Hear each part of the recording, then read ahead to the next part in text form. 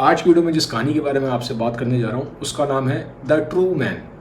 The true man, उस कहानी को मैंने लिखा है। तो कहानी की जो सेटिंग है वो है रशिया की। रशिया का जो कैपिटल शहर है मॉस्को, वहाँ की कहानी है। और ये कहानी 1980 के आसपास है, यानी कि आज से 45 ईयर्स पहले की कहानी है। अब कहानी में जो मेन कैरेक्टर है उसका नाम है वेरो। वेरो 25 साल का लड़का है, बहुत हाईली लॉजिकल है, लॉजिक बहुत लगाता है, क्रिटिकल एनालिसिस बहुत करता है, डिवाइन में बिलीव नहीं करता, अथीस्ट है। बट साथ ही साथ ये बात ठीक है, लॉजिकल भी है, क्रिटिकल एनालिसिस भी करता है, बिल्कुल चीज़ों के डीप में जाता है, किसी चीज़ में बिना एविडेंस के बिलीव नहीं करता, लेकिन बहुत सेंसिटिव भी है, हाईली सेंसिटिव है, इमोशनल भी बहुत है। अब जो उसकी पर्सनैलिटी है, अगर हम उसकी लुक्स की बात करें तो हाइट इसकी काफ़ी अच्छी है, 6 फीट का है, डार्क हेयर है, जो बाल है वो डार्क कलर के हैं, और जो उसकी जॉ लाइन है, ठीक है, तो जॉ लाइन होती है वो काफ़ी पावरफुल है। तो पर्सनैलिटी इंप्रेसिव है। अब होता क्या है कहानी में, ये तो मैंने आपको थोड़ा सा कैरेक्टर के बारे में बताया। जो सेंट्रल कैरेक्टर है वेरो, और जो कहानी है ये रशिया के मॉस्को शहर की कहानी है, आज से 45 ईयर्स पहले की सेटिंग है। ये समझ में आ गया। अब कहानी में आगे बढ़ते हैं।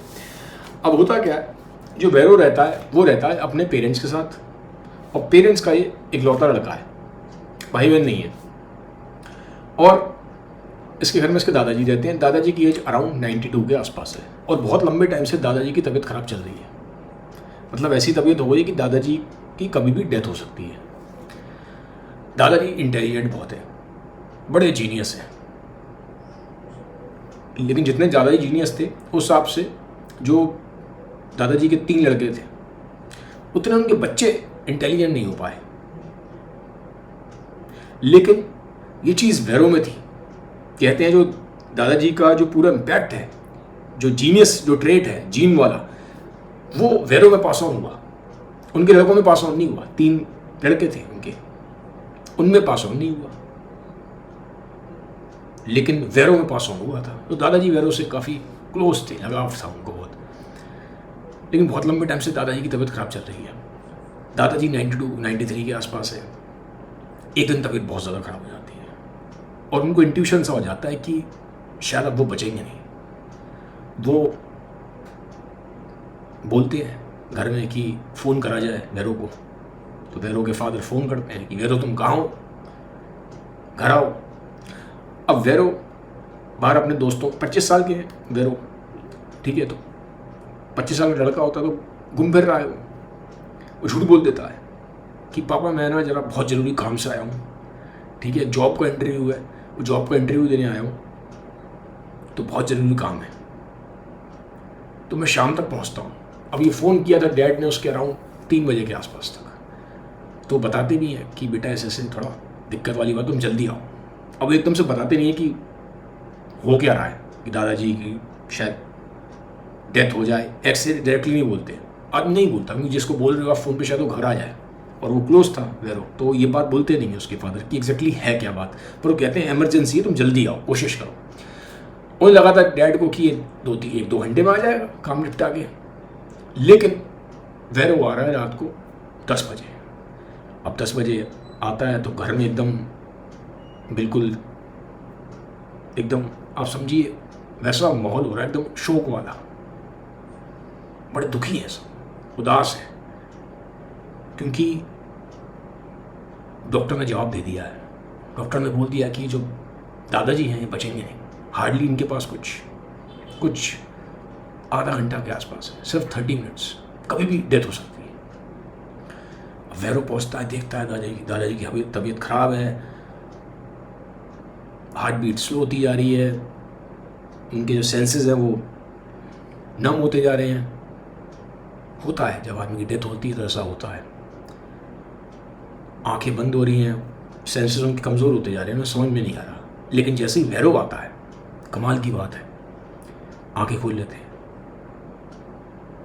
उसके वेरो के मॉम डैड्स बैठे हैं साइड में, एक डॉक्टर भी है वो भी बैठे हैं, इधर दादाजी जो हैं वो पलंग पे लेटे होते हैं, आंखें एकदम बंद हो गई है, सबको ऐसा लग रहा है कि बस अब चले गए, लेकिन एकदम से जैसे ही भैरव आता है वो आंखें खोल लेते हैं। भैरव आके बगल में बैठता है, दादाजी पूछते हैं, बेटा आज लेट हो गए तुम? अब भैरव घर आ जाता है, तो जो भैरव के फादर वहाँ बैठे होते हैं वो कहते हैं, अरे इसका कुछ जॉब का इंटरव्यू था, वहाँ गया था। लेकिन सच्चाई तो कुछ और थी। दादाजी उसकी आंखों में देखते हैं भैरव की, उससे कहते हैं, बेटा अपना हाथ दो। भैरव हाथ देता है दादाजी के हाथ में से। दादाजी उसकी आंखों में देखते हैं, मुस्कुराते हैं और उससे कहते हैं, भैरव तुम्हें मालूम है तुम्हारा नाम भैरव क्यों है? क्योंकि रशिया में भैरव का मतलब होता है वो आदमी जो हमेशा सच बोलेगा, जो आदमी ऑनेस्ट रहेगा चाहे जो मर्जी हो जाए। उसको बोलते हैं कि तुम्हें मुझे प्रॉमिस करना पड़ेगा। अब भैरव की आंखों में आंसू हैं, दादाजी से बहुत प्यार करता था, शायद अपने पिताजी से ज़्यादा वो अपने दादाजी से प्यार करता था। आंखों में आंसू आ जाते हैं। वो कहता है, हाँ जो कहेंगे प्रॉमिस मैं उसको पूरा करूँगा। उसके दादाजी कहते हैं, बेटा ज़िंदगी में जो मर्जी हो जाए, जो मर्जी हो जाए, शायद तुम्हारे सामने मौत भी खड़ी हो, तुम मौत चूज कर लेना, लेकिन झूठ मत बोलना। तुम्हारा नाम भैरव है, ये याद रखना। ये बात बोलते हैं, उसको करीब आने का इशारा करते हैं, उसके माथे को चूमते हैं, हमेशा के लिए आंखें बंद कर लेते हैं। डेथ हो जाती है दादाजी।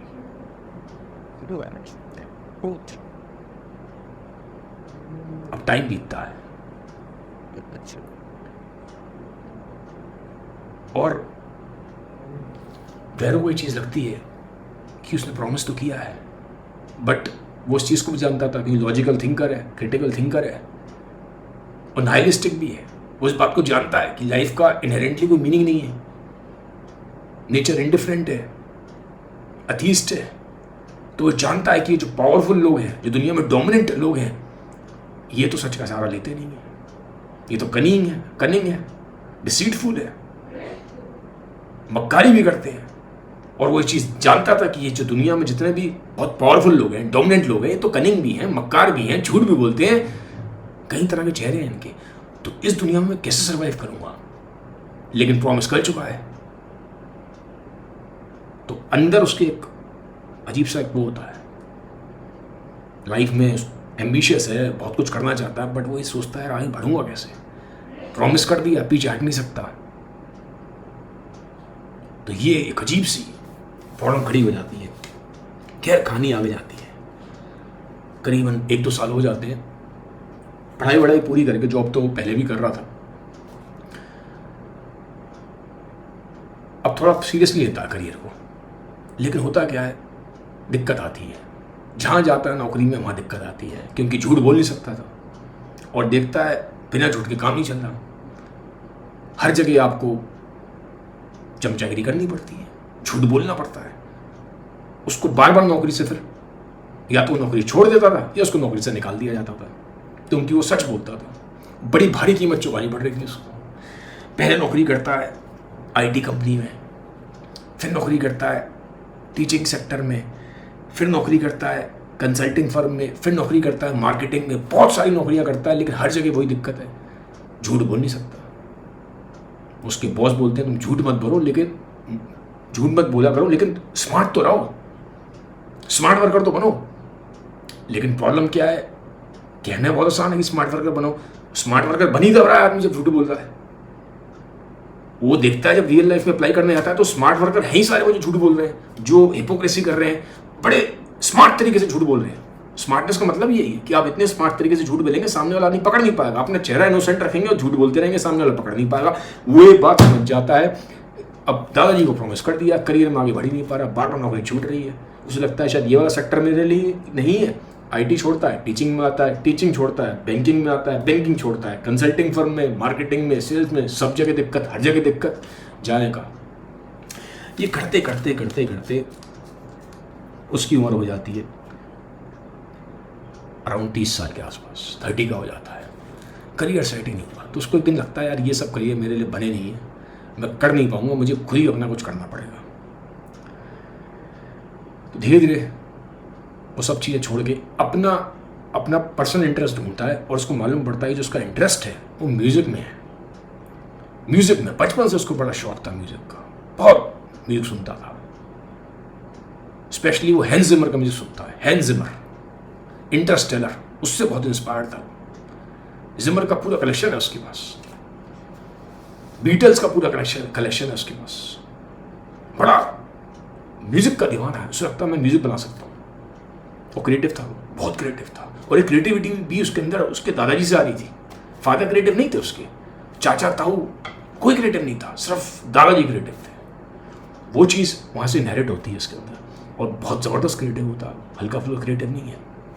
अब होता क्या है, जो उसकी लाइफ एकदम चेंज हो जाती है। जॉब छोड़ देता है, जाके सुबह तैयार वैयार होके कैफ़े में जाके बैठ जाता है, कैफ़े में कॉफ़ी पीने के लिए। और वहाँ वो अकेला बैठता था, अकेला बैठता है दिन भर, सोचता रहता है, लिखता रहता है, पढ़ता रहता है, म्यूज़िक को पढ़ता है, काफ़ी स्टडी करता है। लोग वहाँ पे आते हैं लेकिन लोगों से ज़्यादा बात नहीं करता। उसको लगता है कि मैं लोगों से ज़्यादा कनेक्ट नहीं कर पाता, उसको ऐसा महसूस होता है। वो ज़्यादातर उन्हीं लोगों से बात करता था जो उसको लगता था ऑर्डिनरी बातें नहीं कर रहे हैं, दुनियादारी की बातें नहीं कर रहे हैं। कुछ अगर हाईली क्रिएटिव लोग हैं, यूनिकनेस है उनके अंदर, तो उनसे बात करेगा। बट जनरली वो रिजर्व रहता था। तो वहाँ बैठ के पढ़ाई करेगा म्यूज़िक की, म्यूज़िक को सीखेगा, अलग अलग आर्टिस्टों को देखेगा, किताबें पढ़ेगा, वीडियोस देखेगा। अब होता क्या है, फिर वहाँ से घर आता है, अपनी पूरी ट्रेनिंग करके घर आता है, खाना वाना खा के रात को, देर रात को करीबन 9-10 बजे के आसपास, जब बिल्कुल सुनसान हो गया है, मॉस्को में तो वैसी ठंड बहुत पड़ती है, बर्फ़ ही बर्फ़ है, सुनसान हो चुका है, छत पे जाता है अपने, और टेलीस्कोप है, और टेलीस्कोप से ऊपर देख रहा है। अब टेलीस्कोप से ऊपर क्यों देख रहा है? वो कोई चांद तारे नहीं देख रहा, वो कोई मार्स या वीनस नहीं देख रहा। उसको ऐसा लगता है, और कान में हेडफोन लगा लेता है, कि जो टेलीस्कोप से ऊपर देख रहा है तो उसके जो एंसेस्टर्स हैं, पूर्वज, वो उसको वहां दिख रहे हैं और वो उससे बात कर रहे हैं। वो टेलीस्कोप में से दिख रहा है और कान में हेडफोन लगा रखे उनकी बातें सुन रहा है, ये कर रहा है। अजीब सी बात है, और कहने को अतीस्ट है, लॉजिकल है, क्रिटिकल एनालिसिस, नाइलिस्टिक, पर ये अजीब सी चीज़ है उसके अंदर, अजीब सी चीज़। ऐसा कैसे हो सकता है? आप सोचिए, एक आदमी अतीस्ट है, नाइलिस्टिक है, लेकिन फिर भी इन चीज़ों में बिलीव कर रहा है और डेली ये कर रहा है। और उसके बाद करीबन आधा घंटा टेलीस्कोप से ऊपर दिखता है, हेडफोन लगा के कान में। उसके बाद फिर वहीं पे छत पे लेट जाता है, गाने लगा लेता है हैंस जिमर के, और ऊपर दिखता है, आसमान को देखता है। वो कहता है इसी से उसे इंस्पिरेशन मिलती है म्यूजिक की। वो जो नया म्यूजिक वो कंसीव करता है वो यहीं से करता है, इस पूरे प्रोसेस से। अब घर वाले उसके कहते हैं यार ये क्या आदमी है यार। धीरे धीरे घर वालों को लगता है कि क्रेजी है, कुछ लड़का हमारा कुछ इनसेन है, अजीब सा है। बट धीरे धीरे जब वो म्यूजिक बनाना शुरू करता है तो लोग हैरान हो जाते हैं यार, हैरान हो जाते हैं कि जबरदस्त म्यूजिक है।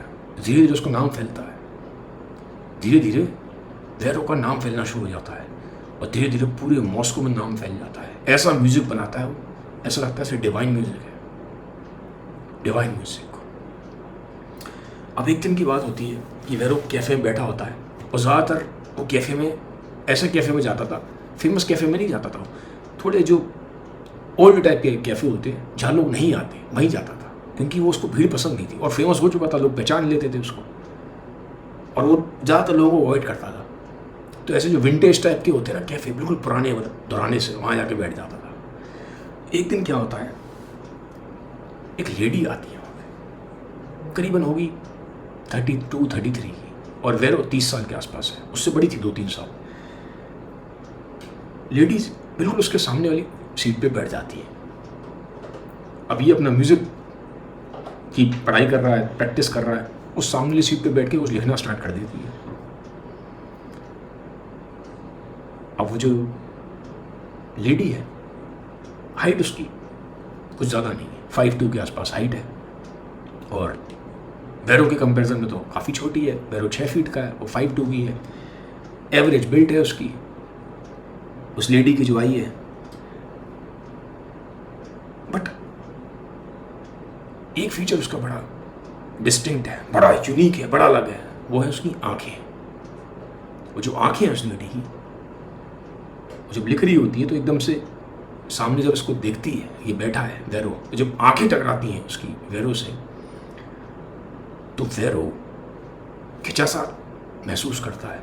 वो आंखें बड़ी अलग आंखें थी, ऐसी आंखें उसने कभी नहीं देखी थी वैरो ने, कभी नहीं।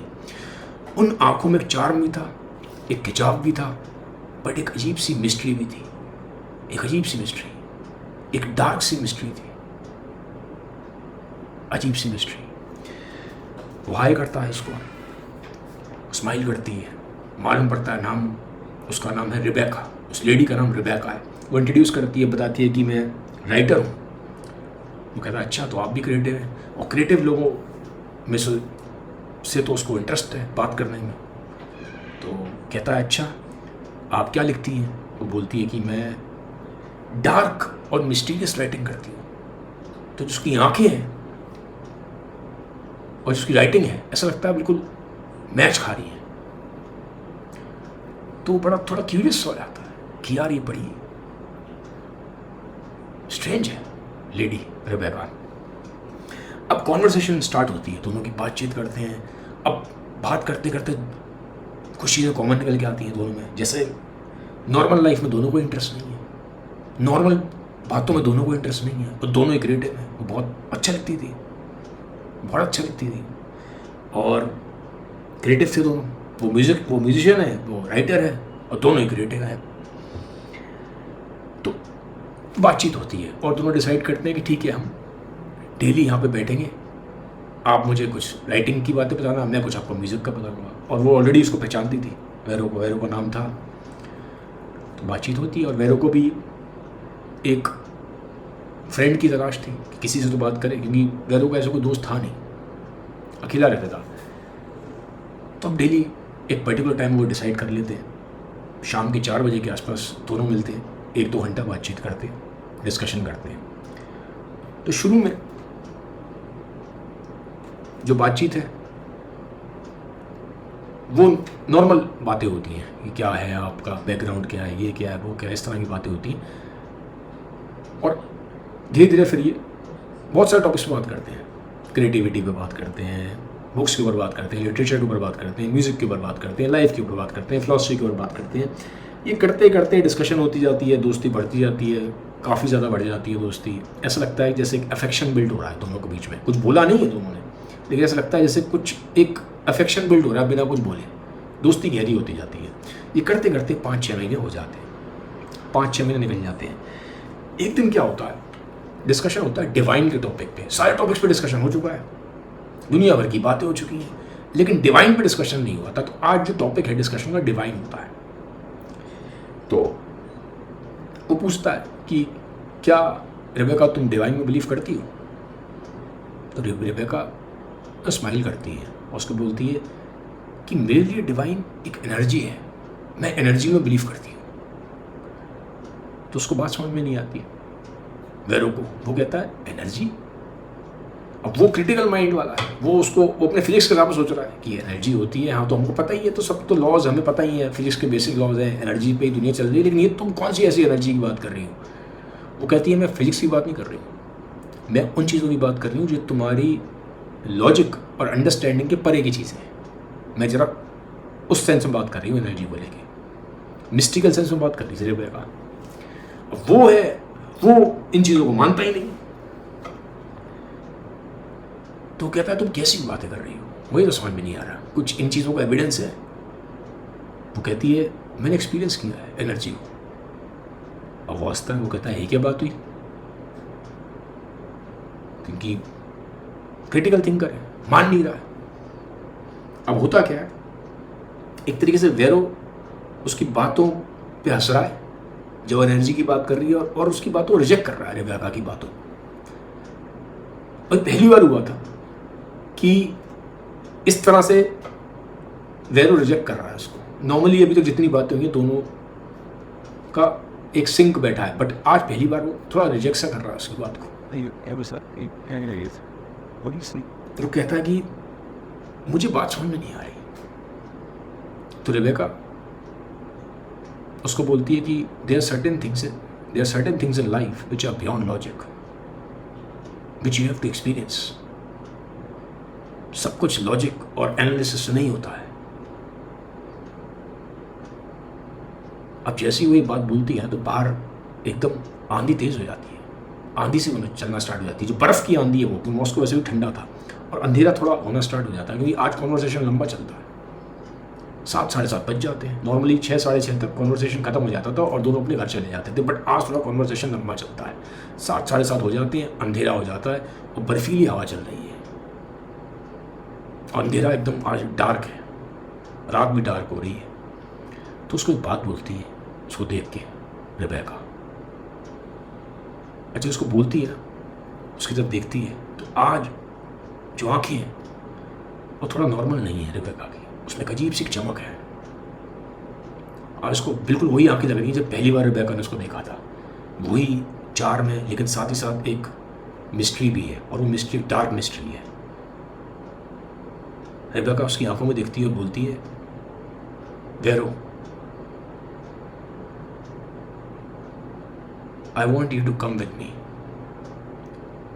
मेरे साथ चलो मेरे घर, मैं तुम्हें कुछ बताना चाहती हूँ, एक सीक्रेट तुम्हें बताना चाहती हूँ, एक सीक्रेट। यहाँ पे पार्ट 1 खत्म होता है। मुझे कमेंट सेक्शन में बताइएगा कहानी आपको कैसी लग रही है। जल्दी मिलेंगे पार्ट 2 में। Have a nice day, bye, take care, thank you.